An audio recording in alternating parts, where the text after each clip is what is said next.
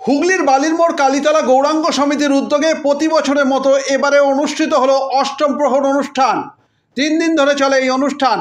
12টি কীর্তনের দল এই অনুষ্ঠানে অংশগ্রহণ করে। অনুষ্ঠান উপলক্ষে 3000 মানুষকে বসিয়ে ভোগ খাওয়ানো হয়। অনুষ্ঠানে উপস্থিত ছিলেন বিধায়ক অসিত মজুমদার, স্থানীয় কাউন্সিলর সহ অন্যান্যরা। পরে এই অনুষ্ঠান সম্পর্কে জানান আইনজীবী ও সমিতির সদস্য সুব্রত রায়। চুঁচুড়া থেকে প্রবীর ঘোষালের রিপোর্ট।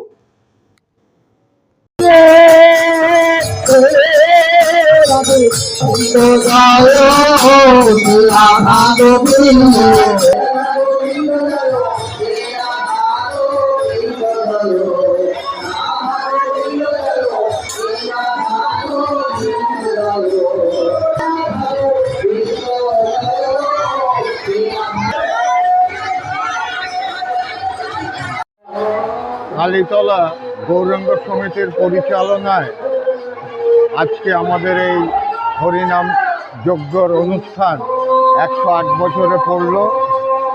108 বছর ধরে কন্টিনিউয়াসলি এই হরিনাম সংকীর্তন চলে আসছে। কোনো বছরে কোনো ছেদ হয়নি। এই বৈশিষ্ট্য এটাই। আমরা সমস্ত পাড়ার যুবকবৃন্দ, জয়ন্ত মণ্ডল, জয় মণ্ডল সবাই আছে, সবাই একসঙ্গেই পরিচালনা করে। অর্জুন বিশ্বাস, বাবলা বিশ্বাস সব আছে, নিতাই মল্লিক সবাই তার পরিশ্রমে এবং অক্লান্ত পরিশ্রম যেটা বলে, যার ফলে এই অনুষ্ঠান চলছে। এবং এই যে ঠাকুরতলার আগে যে খড়ের টালির ছাউনি ছিল, সেই টালির ছাউনি এখন আমরা দেখছি পাকা ছাদ। তার মূলে এই জয়ন্ত মণ্ডল, মহাদেব বিশ্বাস আরও সবাই আছে এবং এটা দেখে খুব ভালো লাগছে। আমাদের বয়স হয়েছে, কিন্তু এই যে যুবক সম্প্রদায় তারা এগিয়ে এসে অনুষ্ঠান পরিচালনা করছে, খুবই ভালো লাগছে। ওরাই সমস্ত করে, ওদের উপরে নির্ভর করে এই অনুষ্ঠান চলছে।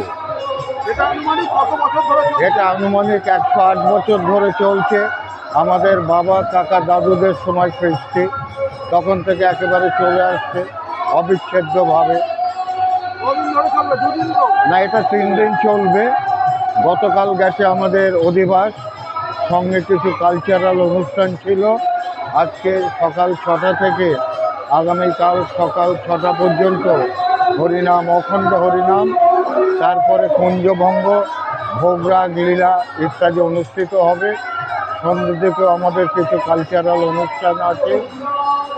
এই সমস্ত পাড়ার পরিচালনায়, লোকজনের সাহায্যে আমাদের এই অনুষ্ঠান চলছে, এটাই সবচেয়ে বড় কথা।